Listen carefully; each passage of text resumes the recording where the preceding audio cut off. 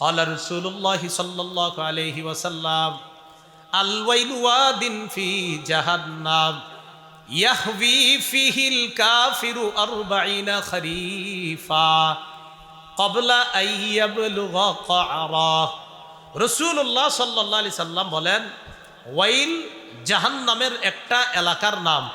এই ওয়াইল নামক এলাকার গভীরতা এত বেশি, একজন কাফের ওয়াইল নামক এলাকায় যখন রওনা করবে 40 বছর শুধু নিচে যাইতে থাকবে, এর পরে গিয়ে হয়তো নিচের জায়গাটা পাবে। কয় বছর?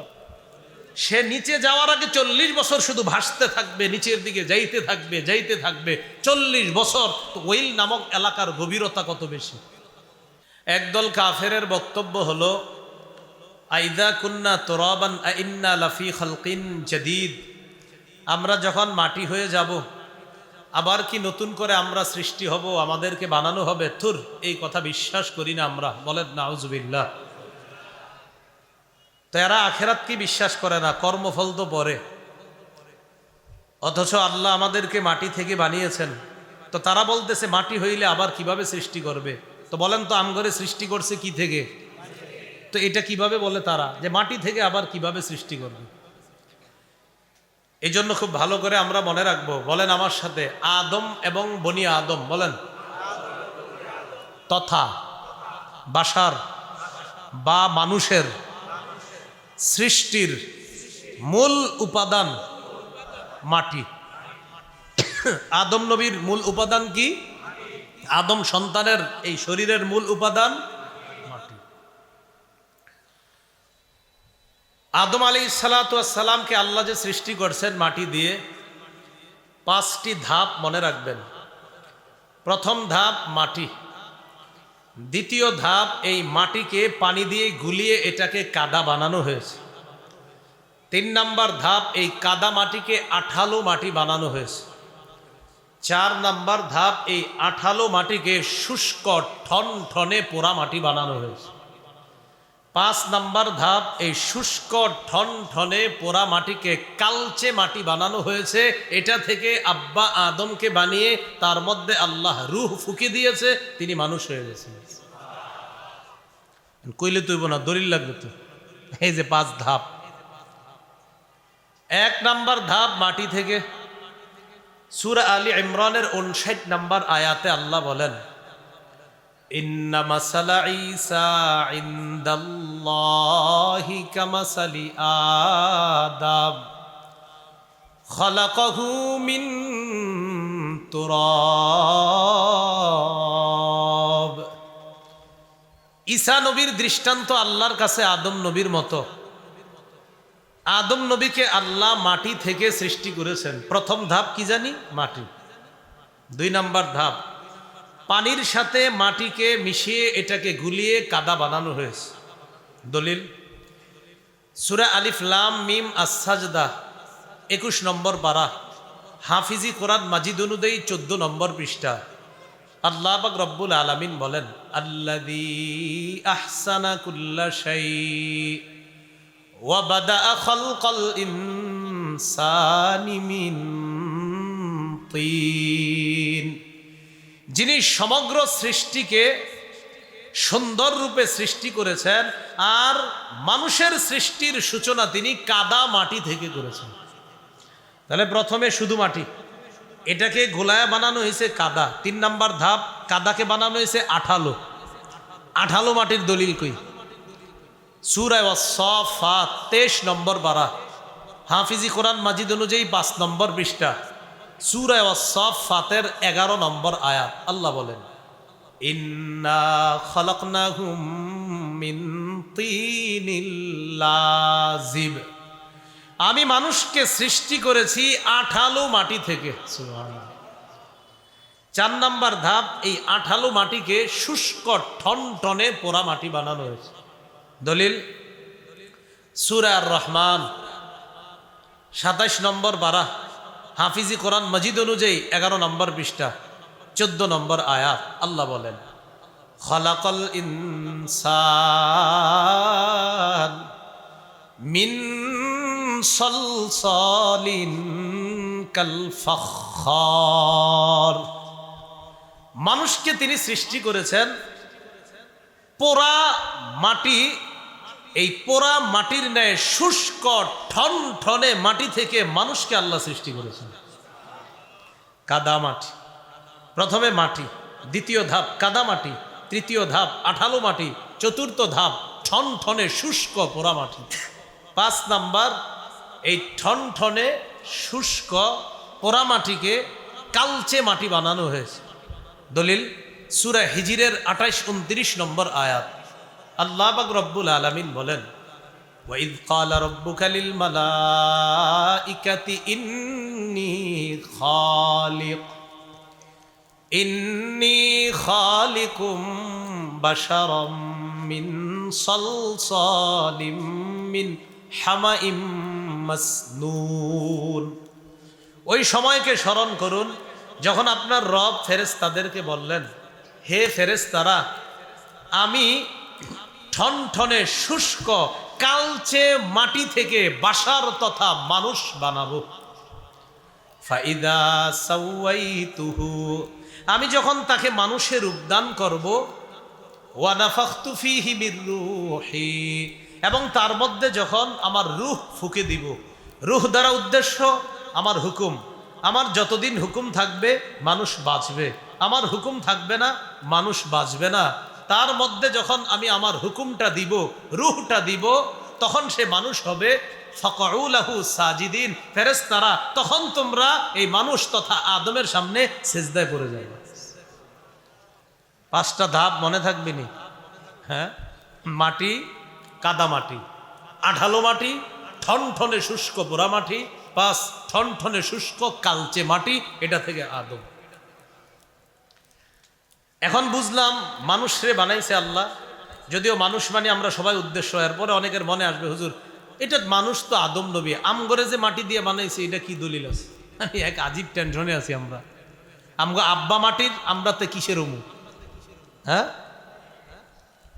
সূরা হজের 5 নম্বর আয়াতে আল্লাহ বলেন, ইয়া আইয়ুহান নাস ইন কুনতুম ফি রাইবিম মিনাল বাস, হে মানুষ তোমরা যদি পুনরুত্থানের ব্যাপারে সন্দিহান হও, সন্দেহ করো, ফাইন্না খালাকনাকুম মিন তুরাব, জেনে রাখো আমি তোমাদেরকে মাটি দিয়ে সৃষ্টি করেছি।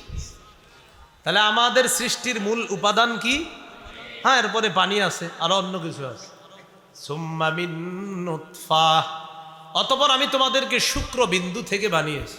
সুম্মা মিন আলাকা, অতঃপর জমাট রক্ত থেকে। সুম্মা মিন মুদগাতিম মুখাল্লাকা ওয়া গায়রি মুখাল্লাকা, অতঃপর পূর্ণ আকৃতি বিশিষ্ট গোস্তপিণ্ড অথবা অপূর্ণ আকৃতি বিশিষ্ট গোস্তপিণ্ড মাংসপিণ্ড থেকে আমি তোমাদেরকে সৃষ্টি করেছি। এটা বুঝাইছে পেটের ভিতরে যে বাচ্চাটা বানায় আল্লাহ, এটা বুঝাইছে। আরেকটা দলিল নেন, যে দলিলটা আপনাদের অনেকেই পারেন কিন্তু আপনারা জানেন না যে হুজুর এই দলিল যে আমরা জানি এটা তো জানতাম না, আসলে জানেন আপনারা। সূরা তাহার 55 নম্বর আয়াত আল্লাহ বলেন, দেখেন তো পারেননি আপনারা, মিনহা খালাকনাকুম, ঠিক না? এই যে অনেকে মাথা লড়ায়, মানে হুজুর এইটা দলিল মাটির। ওয়া ফিহা নুঈদুকুম ওয়া মিনহা নুখরিজুকুম তারাতান উখরা, আমি মাটি থেকেই তোমাদেরকে সৃষ্টি করেছি, মাটিতেই তোমাদেরকে নিয়ে যাব, আবার মাটি থেকে তোমাদেরকে কিয়ামতের ময়দানে তোমাদের পুনরুত্থান ঘটাবো। বলেন আমাদেরকে কি দিয়ে সৃষ্টি করছে? মরার পর যাব কোথায়? আবার আমাদেরকে বের করা হবে কার নিচে থেকে?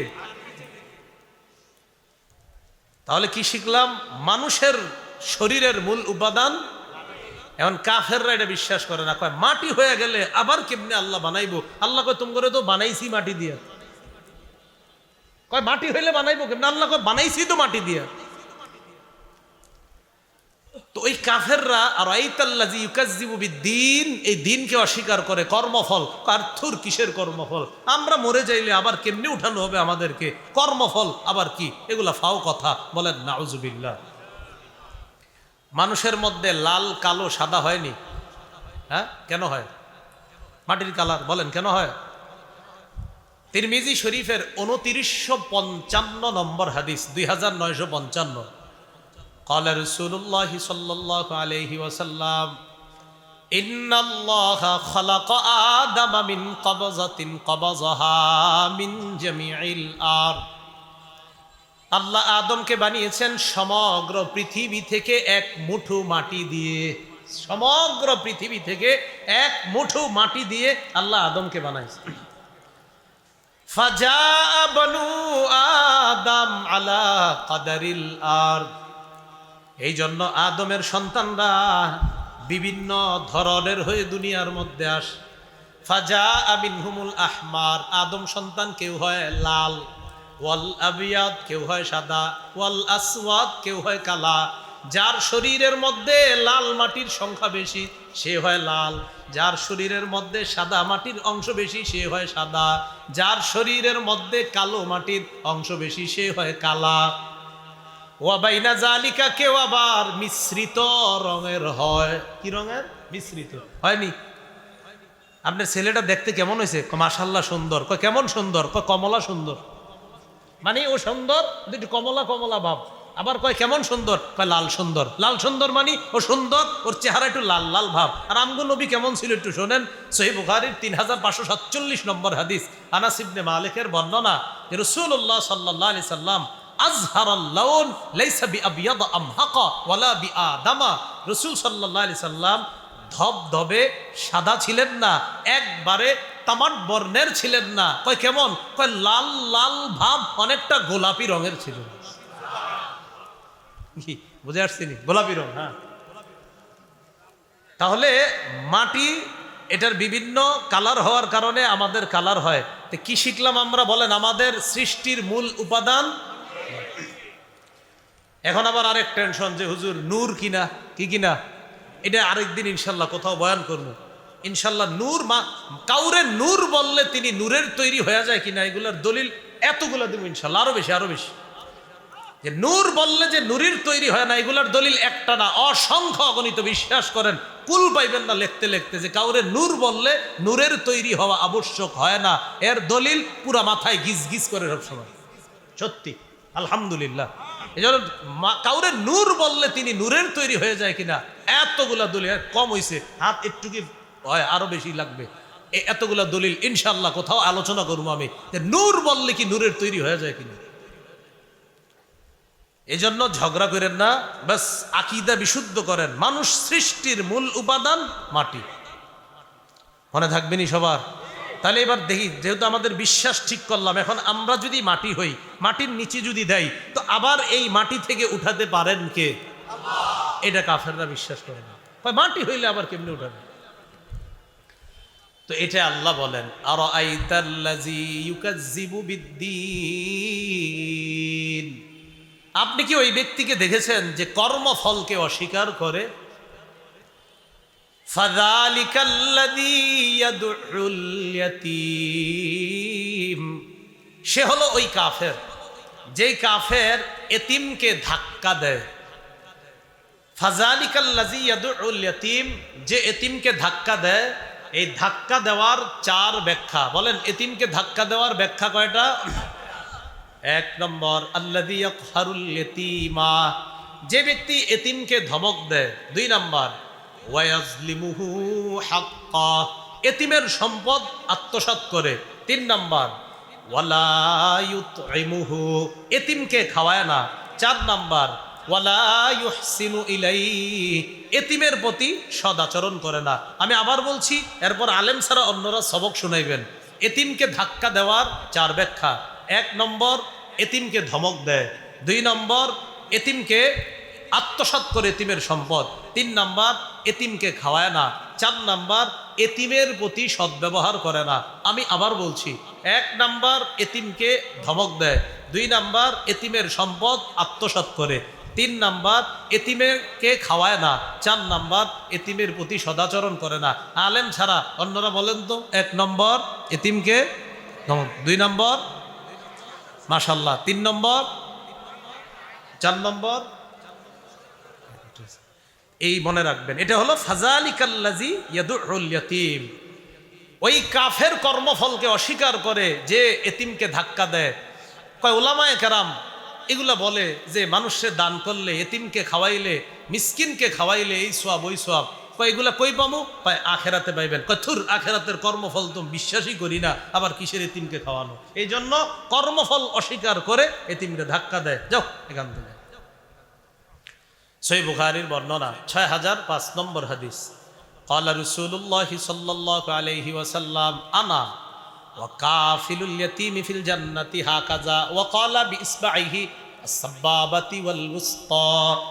এই আঙ্গুল আর এই আঙ্গুল, মধ্যমা আর তর্জনী দুটা মিলিয়ে রসুল বলেন আমি আর এতিমের অভিভাবক, এতিমের লালন পালনকারী জান্নাতে এভাবে থাকবো, এভাবে থাকবো। قال رسول الله صلى الله عليه وسلم إذا أردت أن يلين قلبك فامسح رأس اليتيم। রাসূলুল্লাহ সাল্লাল্লাহু আলাইহি সাল্লাম বলেন তুমি যদি চাও তোমার অন্তরটা নরম হোক, তাহলে এতিমের মাথায় তুমি হাত বুলাও, তোমার অন্তর নরম হয়ে যাবে। তাহলে এতিমকে আমরা ধাক্কা দিব না, এতিমকে ধমক দিব না, এতিমের সম্পদ আত্মসাৎ করব না, এতিমকে খাওয়াবো, এতিমের প্রতি সদ আচরণ করব। আল্লাহ আমাদেরকে ভালো গুণগুলো অর্জন করার তৌফিক দান করেন। ওয়ালা ইয়াহুদ্দু আলা তাআমিল মিসকিন। কর্মফলকে অস্বীকার করে ওই ব্যক্তি, যেই ব্যক্তি নিজেও মিসকিনকে সাহায্য করে না, অন্যকেও সাহায্য করতে উৎসাহিত করে না। এক তো নিজে দান করে না, অন্যকেও দান করুক সে উৎসাহিত করে না। ওয়ালা ইয়াহুদ্দু আলা তাআমিল মিসকিন। অন্যকে এতিমকে খাওয়াবে, নিজে কিন্তু খাওয়ায় না, আরেকজন খাওয়াইতে চায়, আমি মিসকিনকে খাওয়াবো, এতিমকে খাওয়াবো, মিসকিনকে খাওয়াবো, অসহায়কে খাওয়াবো, নিজে খাওয়ায় না। ওয়ালা ইয়াহুদ্দু আলা তাআমিল মিসকিন। অন্য কেউ মিসকিনকে খাওয়াবে এই ব্যাপারেও সে উৎসাহিত করে না। কেন করে না? তার কথা হলো আরে থুর, কর্মফল যে পাওয়া যাবে এটাই তো বিশ্বাস করি না, হ্যাঁ করে খাওয়াইলে কিছু হইব না হইব, এগুলো ফাও কথা। তাহলে কর্মফল অস্বীকার করে সে ব্যক্তি এতিমকে ধাক্কা দেয়, কারণ এতিম লালন পালনের যে নিয়ামত এটা সে বিশ্বাস করে না। মিসকিনকে খাওয়ানোর যে ফজিলত এগুলো সে বিশ্বাস করে না, তাই মিসকিনকে খাওয়ানোর প্রতি সে উৎসাহিত করে না। এইগুলো কাফেরের ব্যাপারে কথা। এরপরে আল্লাহ বলেন ফাওয়াইলুল লিল মুসাল্লিন। ধ্বংস ওই অলস নামাজির। বলেন ধ্বংস ওই অলস নামাজির। ধ্বংসকার ওই অলস নামাজির। আল্লাযীনা হুম আন সালাতিহিম সাহুন। যারা তাদের নামাজের ক্ষেত্রে অলসতা করে। ওয়াইলুন শব্দের অর্থ ধ্বংস। ওয়াইলুনের আরেকটা অর্থ জাহান্নামের এলাকা। বলেন জাহান্নামের একটা এলাকার নাম ওয়াইলুন। জাহান্নামের একটা এলাকার নাম ওয়াইলুন। একটা হাদিসের কিতাব আছে নাম আল মুস্তাদরাক লিল হাকিম। এই কিতাবের 3919 নম্বর হাদিসের বর্ণনা। ক্বালা রাসূলুল্লাহ সাল্লাল্লাহু আলাইহি ওয়াসাল্লাম আল ওয়াইলু ওয়াদিন ফি জাহান্নাম ইয়াহবি ফিহিল কাফিরু 40 খরিফা ক্বাবলা আন ইয়াবলুগা ক্বারা। রাসূলুল্লাহ সাল্লাল্লাহু আলাইহি সাল্লাম বলেন ওয়াইল জাহান্নামের একটা এলাকার নাম। এই ওয়াইল নামক এলাকার গভীরতা এত বেশি, একজন কাফের ওয়াইল নামক এলাকায় যখন রওনা করবে 40 বছর শুধু নিচে যাইতে থাকবে, এর পরে গিয়ে হয়তো নিচের জায়গাটা পাবে। কয় বছর? সে নিচে যাওয়ার আগে 40 বছর শুধু ভাসতে থাকবে, নিচের দিকে যাইতে থাকবে, যাইতে থাকবে 40 বছর। তো ওয়াইল নামক এলাকার গভীরতা কত বেশি। তো এটাই বলতেছে আল্লাহ ওয়াইলুল লিল মুসাল্লিন। ধ্বংস ওই নামাজীদের জন্য যারা নামাজে অলসতা করে। নামাজে অলসতা করার দ্বারা কি উদ্দেশ্য? এক নাম্বার ব্যাখ্যা নামাজে অলসতা করার, ইবনে কাসির রহমতুল্লাহি আলাইহি বলেন হুয়াল মুসাল্লি ইযা সাল্লা লাম ইয়ারজু লাহা সাওয়াবা। যেই মুসল্লি নামাজ পড়ে কিন্তু নামাজের যে একটা বেনিফিট আছে, সোয়াব আছে, এটার সে আশা করে না। আল্লাহু আকবার। সোয়াব আল্লাহ দিলে দেখ, না দিলে নাই, নাউজুবিল্লাহ, মানে এটার আশা করে না। হ্যাঁ ইবনে কাসির কয় সে হলো গাফেল। লাম ইয়ারজুলাহা সওয়াবা, সে সওয়াব কামনা করে না। ওয়া ইযা লাম ইউসাল্লি, আর যেই ব্যক্তি নামাজ পড়ে না, লাম ইয়াখশা আলাইহা ইকাবা, যে নামাজ পড়ে না, এই নামাজ না পড়লে যে শাস্তি আছে এই ভয় যার নাই, নামাজ পড়লে যে সওয়াব আছে এই আশা যার নাই, নামাজ না পড়লে যে শাস্তি আছে এই ভয় যার নাই, সে হলো নামাজে অলস ব্যক্তি। তাহলে ইবনে কাসির কি বললেন?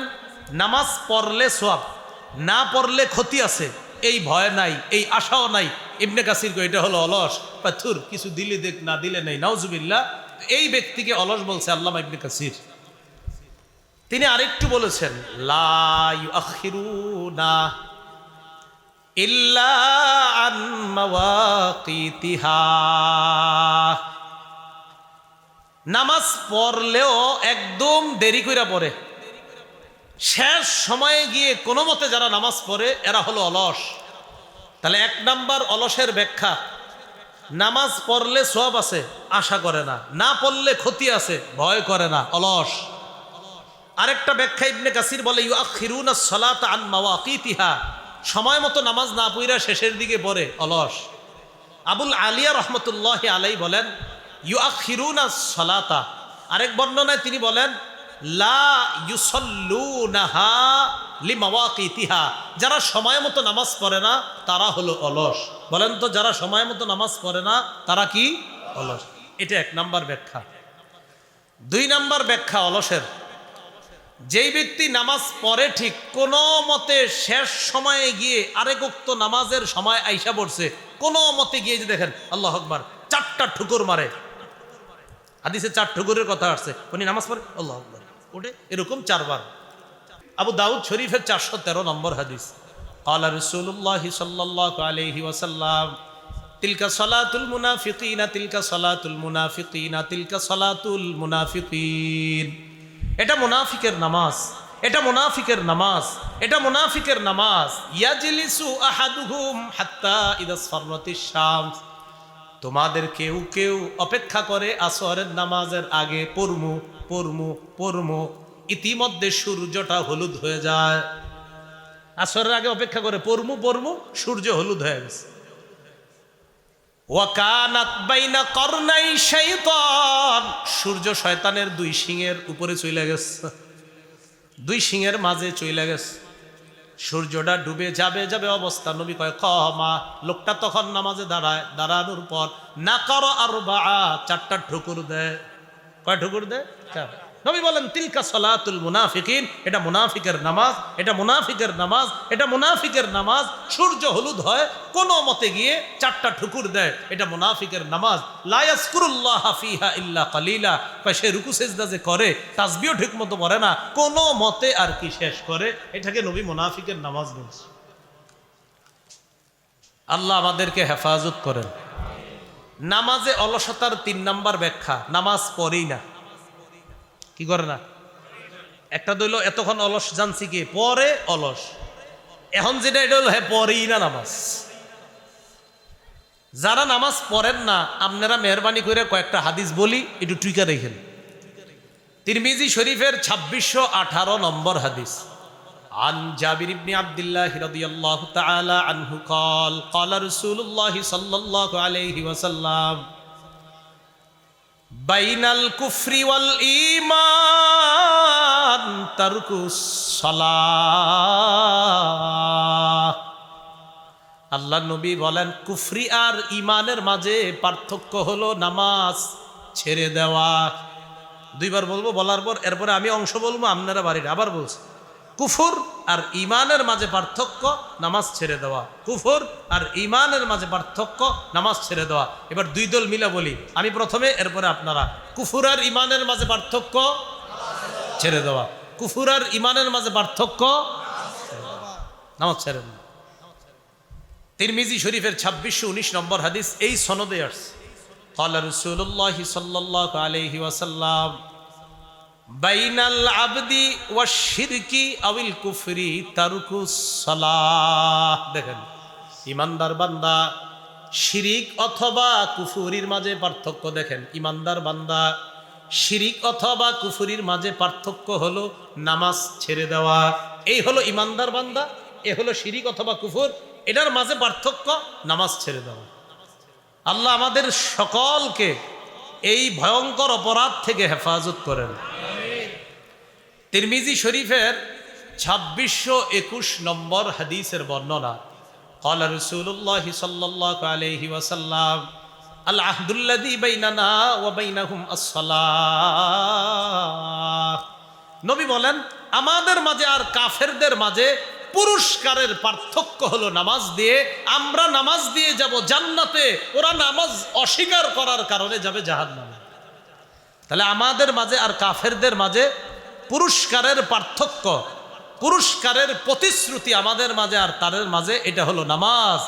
আমাদেরকে নামাজের প্রতিশ্রুতি পুরস্কার, প্রতিশ্রুত পুরস্কার হলো জান্নাত, আর এরা নামাজ অস্বীকার করার কারণে ওদেরও প্রতিশ্রুত পুরস্কার হলো জাহান্নাম। বলেন নাউজুবিল্লাহ।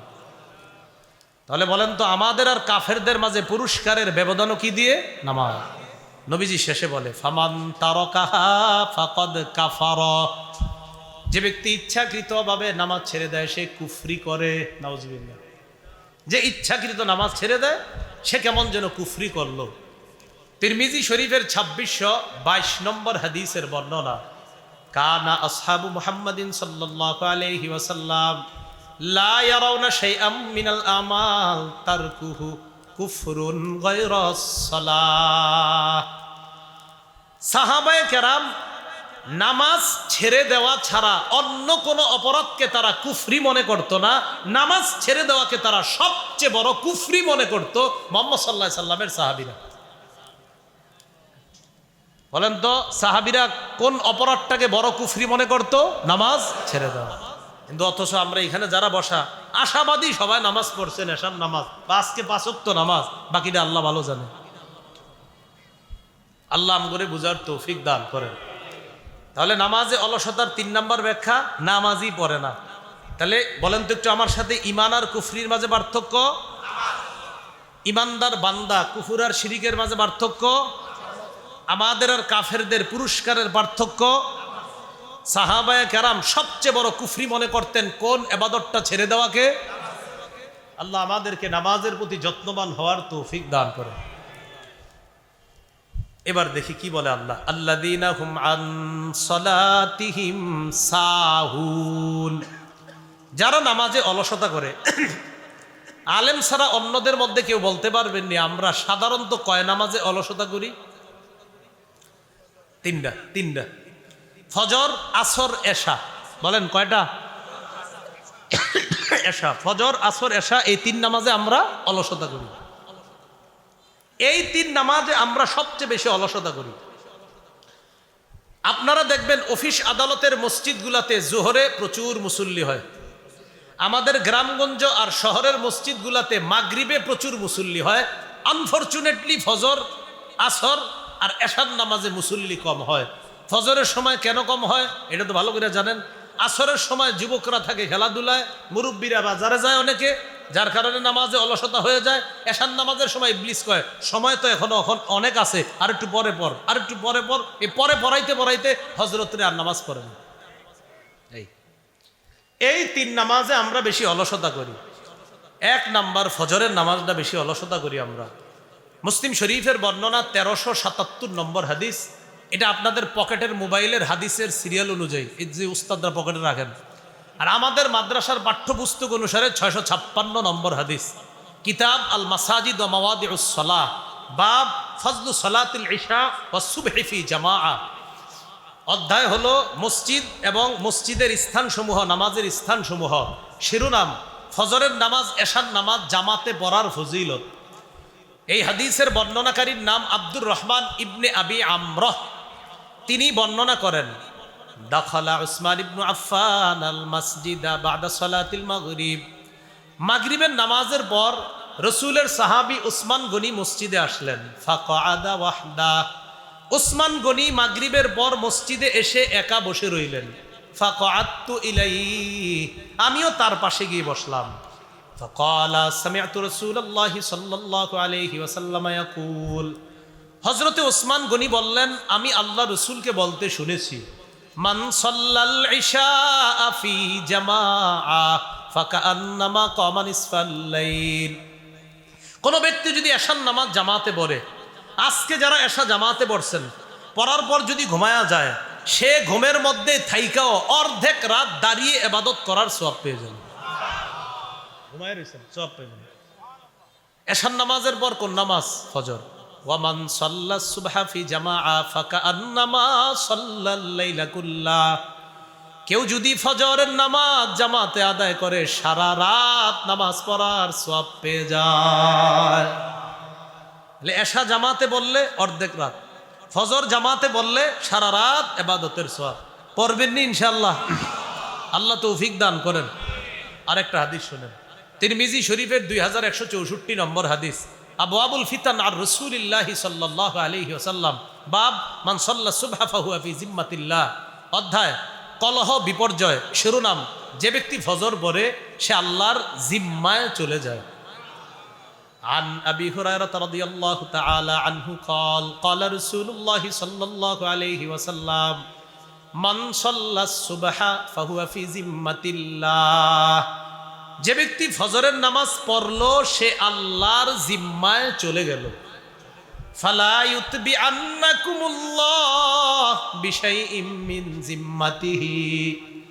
নবীজি বলেন আল্লাহ তার জিম্মার ব্যাপারে তোমাদেরকে যেন কিয়ামতের ময়দানে প্রশ্ন না করে।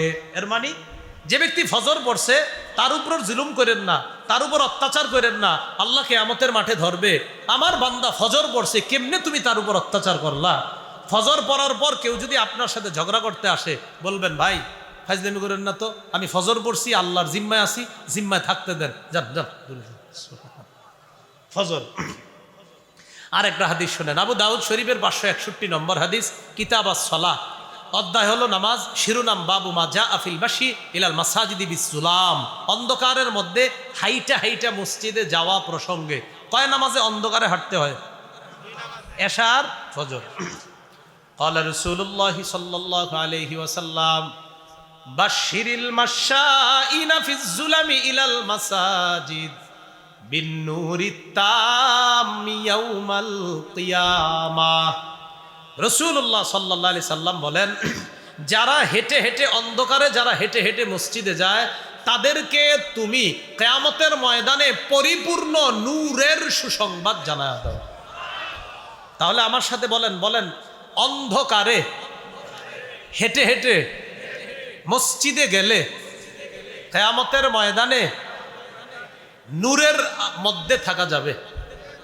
তাহলে দুনিয়াতে অন্ধকারে হাইটা মসজিদে যাব, কিয়ামতের ময়দানে পরিপূর্ণ নূরের মধ্যে আল্লাহ আমাদেরকে চলার ব্যবস্থা করবেন। আরেকটা হাদিস শুনেন, সহিহ বুখারীর 574 নম্বর হাদিস।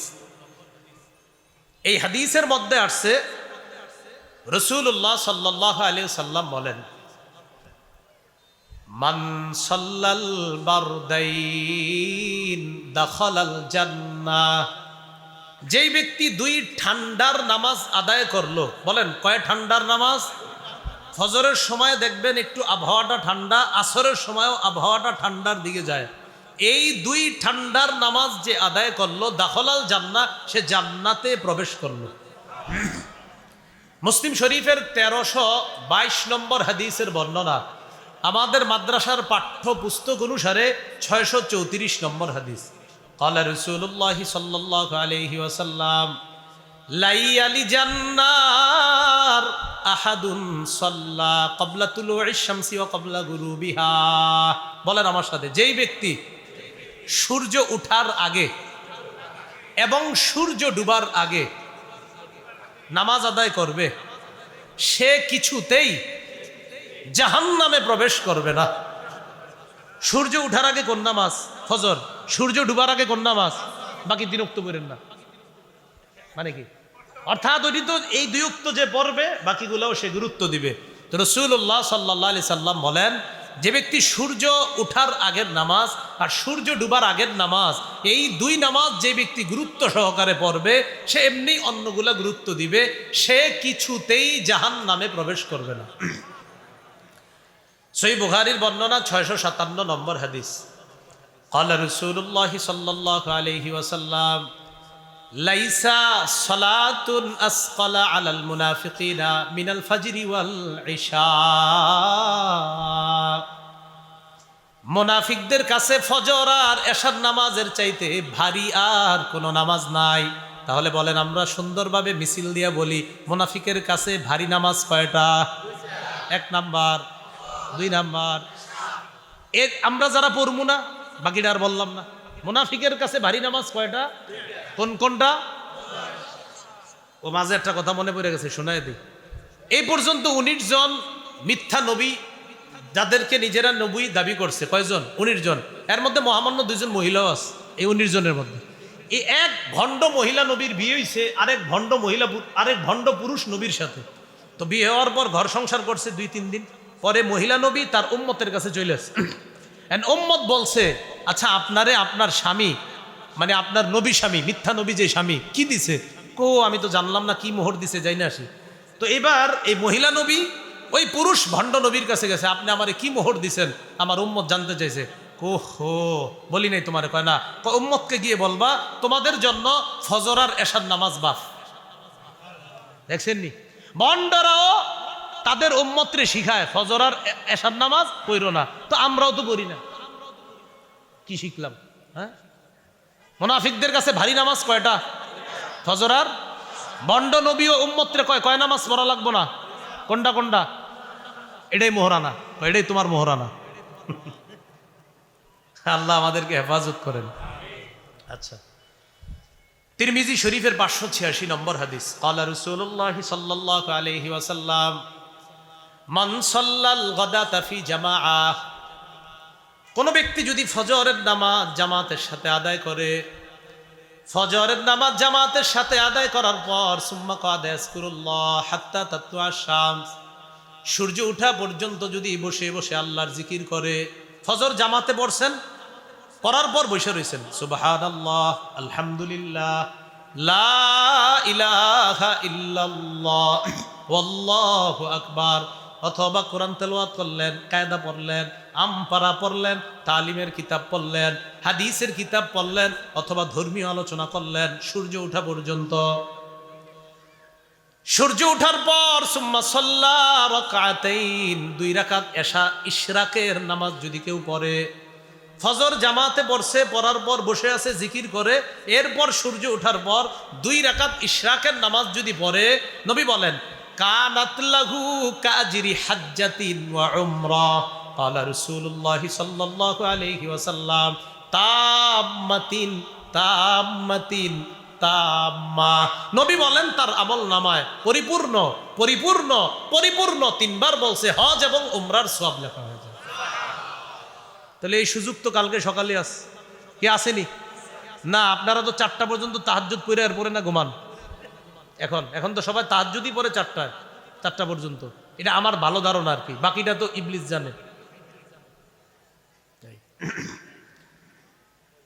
রাসূলুল্লাহ সাল্লাল্লাহু আলাইহি সাল্লাম বললেন, ফজরের নামাজ যদি কেউ জামাতে পড়ে, এরপরে ইশরাক নামাজ পর্যন্ত বসে থাকবে, ইশরাক পড়ার পর আল্লাহ তার আমল নামায় পরিপূর্ণ পরিপূর্ণ পরিপূর্ণ হজ উমরার সওয়াব লিপিবদ্ধ করে দেয়।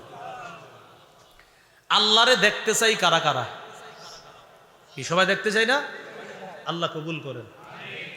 সহিহ বুখারীর 573 নম্বর হাদিস, জারির ইবনে আব্দুল্লাহ রাদিয়াল্লাহু তাআলা আনহুর বর্ণনা, তিনি বলেন আন জারির ইবনে আব্দুল্লাহ রাদিয়াল্লাহু তাআলা আন কুন্না ইনদা রাসূলিল্লাহি সাল্লাল্লাহু আলাইহি ওয়াসাল্লাম, আমরা আল্লাহর নবীর কাছে ছিলাম, ইয নাযারা ইলাল কমারি লাইলাতাল বাদ, নবী পূর্ণিমার চাঁদের রাতে আকাশের দিকে তাকাইছে, চাঁদের দিকে তাকাইছে পূর্ণিমার রাতে। চাঁদটা দেখে নবী বললেন আমা ইন্নাকুম সাতারাউনা রাব্বাকুম কামা তারাউনা হাযা, শোনো, তোমরা এই চাঁদ যেমন স্পষ্ট দেখতে পাচ্ছ, স্বচক্ষে তোমাদের রবকে ঠিক এইভাবে দেখতে পাইবা। লা তুদাম্মুনা আও তুদাহুনা ফি রুয়াতিহি, কয় রবকে যখন দেখবা কোনো ভিড়ও হবে না, সুন্দরভাবে দেখতে পারবা। নবীজি বলেন ফাইন ইসতাতাতুম আন লা তুগলাবু আলা সালাতিন ক্বাবলা তুলুইশ শামসি ওয়া ক্বাবলা গুরুবিহা, যদি পারো 2টা নামাজ যেন তোমাদেরকে পরাজিত করতে না পারে। কয় নামাজ? আল্লাহরে যদি দেখতে চাও দুইটা নামাজ যেন তোমাদেরকে পরাজিত করতে না পারে। একটা হলো সূর্য ওঠার আগের নামাজ, আর একটা হলো সূর্য ডুবার আগের নামাজ। এর মানে ফজর আর আসর যেন তোমাদেরকে পরাজিত করতে না পারে। যদি রবকে দেখতে চাও তো এই দুই নামাজ গুরুত্ব দাও, আর অন্যগুলা তো গুরুত্ব দিবেই, কারণ এই দুই নামাজ যে গুরুত্ব দিবে সে অন্যগুলাকেও দিবে, রবকে সে খুব সুন্দরভাবে দেখতে পাবে। তাহলে ফজর পড়া, রবকে দেখার সৌভাগ্য হওয়া, ফজরের সময় ঘুমায় থাকে কেমনে হইব? আরেকটা হাদিস শোনায় আপনাদেরকে, সহিহ বুখারীর বর্ণনা 555 নম্বর হাদিস, মানে ডাবল 555, 555 কত হয়? 555। এই হাদিসের মধ্যে আসছে ক্বালা রাসূলুল্লাহ সাল্লাল্লাহু আলাইহি ওয়াসাল্লাম ইয়াতাআকাবুনা ফীকুম মালাইকাতুন বিল-লাইলি ওয়া মালাইকাতুম বিন-নাহার। প্রতিদিন তোমাদের কাছে পালাক্রমে দুই দল ফেরেশতা আসে, একদল রাতের ফেরেশতা আর একদল দিনের ফেরেশতা। ওয়ায়াজতামিউনা ফি সালাতিল আসরি ওয়াল ফাজরি, ফজর আর আসরের সময় তাদের সাক্ষাৎ হয়ে যায়। সুম্মা ইয়ারুজুল্লাযীনা বাতু ফীকুম, রাতের বেলা তোমাদের কাছে যারা থাকে, আসরের সময় সাক্ষাৎ হয়ে যায়। রাতের বেলা যারা থাকে, থাকার পর ফজরের সময় যখন আল্লাহর কাছে যায়, বলেন সবাই আল্লাহ আমাদের ব্যাপারে জানেন, আল্লাহ আমাদের ব্যাপারে জানেন। এরপরেও ফেরেশতাদেরকে বলে কাইফা তারাকতুম ইবাদি, আচ্ছা ফেরেশতারা আমার বান্দাদেরকে কোন অবস্থায় রেখে আসছো? আল্লাহ আপনার বান্দাদেরকে, আশ্চর্য বান্দা আপনাদের, আপনার বান্দারা আশ্চর্য। আতাইনাহুম ওয়া হুম ইউসাল্লুনা তারাকনাহুম ওয়া হুম ইউসাল্লুনা, আল্লাহ আমরা যখন তাদের কাছে গেলাম তখনও দেখি নামাজ পড়ে, তাদেরকে যখন রাইখে আসলাম তখনও নামাজ পড়ে। আসরের সময় গেছি নামাজ পড়ে, ফজরের সময় চলে আসলাম নামাজে রাইখেই চলে আসছি মাওলা। তাহলে প্রতিদিন আপনি যদি চান আপনার নামটা আল্লাহর দরবারে আলোচিত হোক, তাহলে আপনি দুই নামাজ ছাড়া যাবে না, ফজর আর আসর। কারণ এই দুই নামাজ যদি পড়েন আপনি, তাহলে আপনার নামটা প্রতিদিন আল্লাহর দরবারে আলোচনা হবে। তাহলে এই দুই নামাজ গুরুত্ব দিলে বাকিগুলাও গুরুত্ব দিবে ইনশাআল্লাহ। আচ্ছা আরেকটা হাদিস শুনে আপনাদেরকে, সহিহ বুখারীর 1142 নম্বর হাদিস।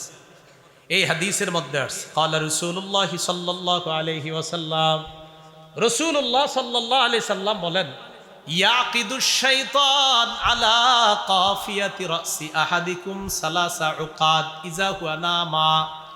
তোমাদের কেউ যখন ঘুমাইতে যায়, আমরা আজকে ঘুমাবো না রাতে ইনশাআল্লাহ, এই রাতে যখন ঘুমাইতে যাই শয়তান আমাদের মাথার পিছনে 3টা গিট মারে। কয়টা? ওলামায়ে হযরত এখানে আছে, এই হাদিস পড়ার সময় আমার হাসি ওঠে। কেন? আমি চিন্তা করি যে শয়তান গিট মারে ঘুমাইলে, আর যারা ঘুমায় না, হ্যাঁ শয়তান গিট মারে তো ঘুমাইলে, তো যারা ঘুমায় না ওই যে 3টা শয়তান, ইবলিস কয় তোম করে আর কি গিট দিব, তোমরা তো আমারে নিয়েই আসো, থাকো। আমরা যখন ঘুমাই আমাদের পিছনে ইবলিস 3টা গিট দেয়। বলেন কয়টা? ইয়াদরিবু কুল্লা উকদা, প্রত্যেকটা গিট দেওয়ার সময় ইবলিস বলে আলাইকা লাইলুন তাবিল ফারকুত, এই অনেক লম্বা রাত, ঘুমাও ঘুমাও ঘুমাও। ইবলিস কয় এই রাত অনেক বাকি আছে, আরে ঘুমাও ঘুমাও, তো ঘুমায়। শীতকালে দেখবেন ঘুমাইতে ঘুমাইতে অনেকে ক্লান্ত হয়ে আবার ঘুমায়, শীতকালে ক্লান্ত হয়ে যায় কিন্তু ঘুমাইতে ঘুমাইতে ক্লান্ত আবার ঘুমায়। তো ইবলিস কয় রাত এখন অনেক লম্বা, ঘুমাও ঘুমাও। গিট দেওয়ার সময় কয় ঘুমাও ঘুমাও। ফাইন ইস্তাইকাযা, যখন বান্দা জাগ্রত হয়, ফাযাকারাল্লাহ,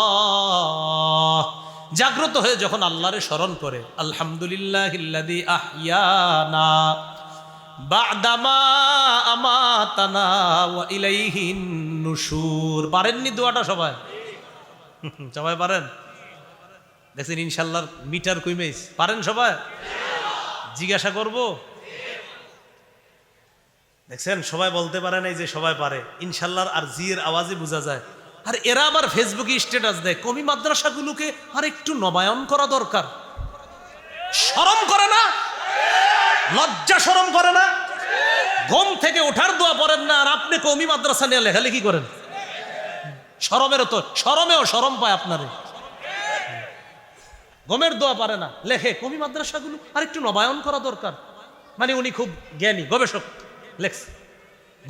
ঘুমে যাওয়ার সময় কি দোয়া, আমাদের বক্তব্যের বাচ্চা নিয়ে আসেন না এখানে, এই বাচ্চা এখনো এটা প্রস্রাব করলে যে ঢিলা নিতে হয় এটাও জানে না। এই বাচ্চা দাঁড়ায় শোনায় দিবে ঘুমাইতে যাওয়ার সময় কোন দোয়া, ওঠার পর কোন দোয়া, আর এদেরকে নিয়ে আপনি কলম চালান। শরমের কথা। আল্লাহ আমাদের সকলকে একটু শরম রাখার তৌফিক দান করে। মাঝে মাঝে অনেকে লেখে না, এই জাতীয় অনেক পণ্ডিতের সাথে দেখা হইলে আমি বলি দোয়া পারেননি সবটি, আপনি আমনে আনে আইসেন লিখতে কওমি মাদ্রাসা ওই দরকার সেই দরকার, কি দরকার না দরকার এটা কওমি মাদ্রাসার ওলামা একরাম জানে, এটা কি আপনারই জিগাইব দরকার না দরকার? এটা কি হাস্যকর কথা? এ দোয়া পারে না, হেলে এটারে এই করা দরকার এই করা দরকার, চিন্তা করেননি। শরমের কথা, দুঃখের কথা, আফসুসের কথা, আর কি কমু কোন? ইবলিস গিট দেয় কয়টা? কয়টা গিট দেয়? প্রত্যেক গিটের সময় কয় এই রাত অনেক লম্বা, ঘুমাও ঘুমাও। ফাইন ইস্তাই কজা, যখন জাগ্রত হয় আর পরে আলহামদুলিল্লাহিল্লাযী আহইয়ানা বা'দামা আমাতানা ওয়া ইলাইহিন নুশুর। ইন হাল্লাত উকদা, 3 গিটের একটা গিট খুলে যায়, বাকি রইছে কয়টা? ফা ইন তাওয়াদ্দা ইন হাল্লাত উকদা, যখন বান্দা উজু করে তার আরেকটা গিট খুলে যায়, রইল কয়টা? একটা। ওয়াইন সাল্লা ইন হাল্লাত উকদা, ফজর পড়ার সাথে সাথে সবগুলা গিট খুলে যায়। তাহলে ফজর বললে গিট খুলে যায়। ফাসবাহা নাশীতান নাফস, ওই ব্যক্তি উৎফুল্ল মনে তার সকালটা শুরু করে। উৎফুল্ল মনে প্রভাত, বলেন উৎফুল্ল মনে প্রভাত, তার সকাল শুরু হয়। এই জন্য ভোরের হাওয়াটা সবাই নেওয়া দরকার। ফজরের সময় যে হাওয়াটা, এটা বরকতি হাওয়া, এটা অনেক দামি হাওয়া। সহিহ বুখারীর বর্ণনা 3343 নম্বর হাদিসে আল্লাহ রাসূল বলেন, নুসিরতু বিস-সাবা, ভোরের হাওয়া দ্বারা আমাকে সাহায্য করা হয়েছে। কি বলছে? ভোরের হাওয়া দ্বারা আমাকে সাহায্য করা হয়েছে। ওয়া উহলিকাত আদুন বিদ-দাবুর, পশ্চিমের ঠান্ডা, প্রচন্ড ঠান্ডা বাতাস দ্বারা আদ জাতিকে ধ্বংস করা হয়েছে। তাহলে বলেন তো নবীরে সাহায্য করা হয়েছে কোন সময়ের হাওয়া দ্বারা? ভোরের। তো ফজরের সময় ঘুমাইলে এই হাওয়া কেমনে পাবো? তিরমিজি শরীফের 12 মানে 1212 নম্বর হাদিস, ক্বালা রাসূলুল্লাহ সাল্লাল্লাহু আলাইহি ওয়াসাল্লাম, আল্লাহুম্মা বারিক লি উম্মতি ফি বুকুরিহা। রাসূলের একজন সাহাবী নাম সখর আল গামিদি, তিনি বর্ণনা করেন রাসূলুল্লাহ সাল্লাল্লাহু আলাইহি সাল্লাম আল্লাহর কাছে দোয়া করতেন, আল্লাহ আমার উম্মতের ভোর বেলাতে আপনি ভরপুর বরকত দান করুন। এজন্য আমাদের মাদ্রাসার হেফজখানার ছাত্রগুলারে 3:30 4টায় কেন উঠায়া দেয়? এই কারণে উঠায়া দেয়, ওই সময় মেধা শার্প থাকে, বরকত আসতে থাকে, তাই বাচ্চাগুলার পড়া মুখস্থ, কোরআন মুখস্থ খুব দ্রুত হয়ে যায়। আর বিরোধিতা করবেন না তো, আল্লাহ বুঝার তৌফিক দান করে। তাহলে ভোরের হাওয়া এটা খুব জরুরি। এই হাওয়াটা আমরা বঞ্চিত হই কারা? যারা ফজরের নামাজ পড়ে না। এই হাওয়াটা খুব নেওয়া দরকার, এটা স্বাস্থ্যের জন্য অনেক ভালো। আল্লাহ আমাদের সকলকে প্রতিনিয়ত ফজরের মাধ্যমেই যেন আমরা আমাদের প্রভাত সকাল শুরু করতে পারি, দিন শুরু করতে পারি, আল্লাহ তৌফিক দান করেন। ওয়া ইল্লা আসবাহা খাবিসান নাফসি কাসলান, রাসূলুল্লাহ সাল্লাল্লাহু আলাইহি সাল্লাম বলে, অন্যথায় যে ফজর পড়ে না সে খারাপ একটা মন নিয়ে অলস অবস্থায় ঘুম থেকে উঠে আর সবার লগে ঝগড়া করে, অলসতা করে। আল্লাহ পাক রব্বুল আলামিন বলেন, আল্লাযীনা হুম আন সালাতিহিম সাহুন, যারা নামাজে অলসতা করে। তো সাধারণত কয় নামাজে অলসতা করি? 3 নামাজ। 1 নাম্বার ফজর, 2 নাম্বার আসর, 3 নাম্বার এশা।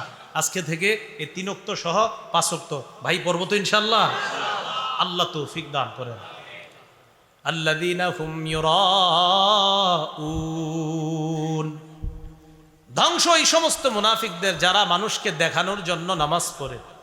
সূরা নিসার 142 নম্বর আয়াতে আল্লাহ বলেন, ইন্নাল মুনাফিকিনা ইউখাদিউনাল্লাহ ওয়া হুয়া খাদিউহুম, মুনাফিকরা আল্লাহরে ধোঁকা দেয়, আসলে আল্লাহ তাদেরকে ধোঁকায় ফালায় রাখছে। ওয়া ইযা কামু ইলাস সালাতি কামু কুসালা, তারা যখন নামাজে দাঁড়ায় অলস ভাবে নামাজে দাঁড়ায়। আপনারা দেখবেন মসজিদে পরীক্ষা করেন, কিছু মানুষ সবার শেষে আসে। জুমার নামাজে খতিব সাহেব যখন পড়ে ফাসকুরুনি আসকুরকুম ওয়াশকুরুলি ওয়ালা তাকফুরুন, হ্যাঁ বুঝে যে এখন দাঁড়াইতে হবে, পিছনে পাগলা পানি আর জালমুড়ি খায়। এটা বলার পর দৌড় দিয়ে মসজিদের পিছনের কাতারে দাঁড়ায়। হ্যাঁ হুজুর, এই জন্য আমি কি করি, ফাসকুরুনি দিয়ে খুতবা শেষ করি না। আমি ফাসকুরুনি কই না, আমি কই দেহি আপনি কখন দাঁড়ান, খালি অপেক্ষা তাই হুজুর ফাসকুরুনি কখন কব, আমি কই চান্দু ফাসকুরুনি আমি কমু না। এই জন্য আমি আমার দ্বিতীয় খুতবার শেষের দিকে আল্লাহর জিকির সম্বলিত অন্য কোনো আয়াত পড়ি, এক এক জুমা এক একটা, কারণ এক দুই তিন জুমায় যদি এক একটা পড়ি বুঝে নেবো হুজুর এটা পড়ে না, বুঝার সুযোগ নাই, আমনে ওই পাগলা পানি খায়া দৌড় দিবেন, এই সুযোগ নেই। এজন্য আমাদের দেশের মানুষ ফাঁসকুরুনি বললে মনে করে এখন নামাজে দাঁড়াইতে হইব, দৌড়ে মসজিদে যায়, অলস ভঙ্গিতে দাঁড়ায়, আর দেখবেন এই গাল খুঁটে, আপনার থুতনি খুঁটে, আর যদি হুজুর অদ্দোহা সুরা নেয় তো এত বড় সুরাটা নেওয়ার কি দরকার ছিল, মনে মনে কয় কমু কুসালা, অলস ভঙ্গিতে দাঁড়ায়। ইউরাউনান নাস, এরা মানুষকে দেখায়। আল্লাহর জন্য নামাজ পড়ার তৌফিক দান করেন। তো আল্লাহ বললেন তাদের জন্য ধ্বংস।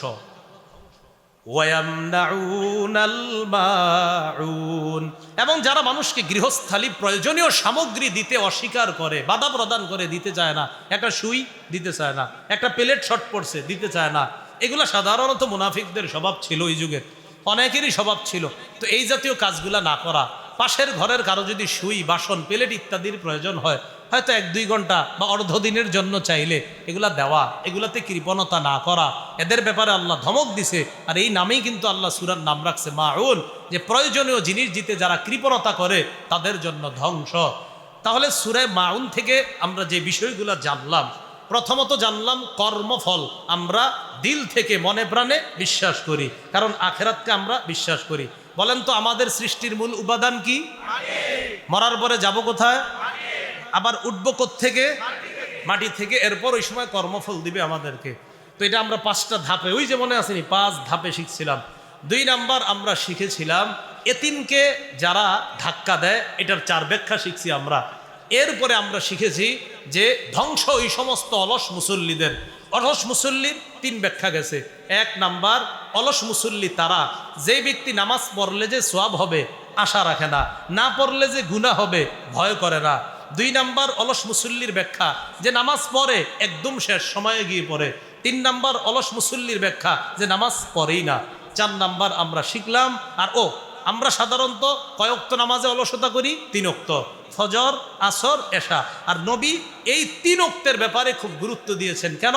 নবী জানেন যে আমার উম্মত এই 3 ওয়াক্ত গুরুত্ব দিলে অন্য 2 ওয়াক্ত এমনি গুরুত্ব দিবে। তো এই জন্য এই নামাজগুলার গুরুত্ব দেওয়া হয়েছে।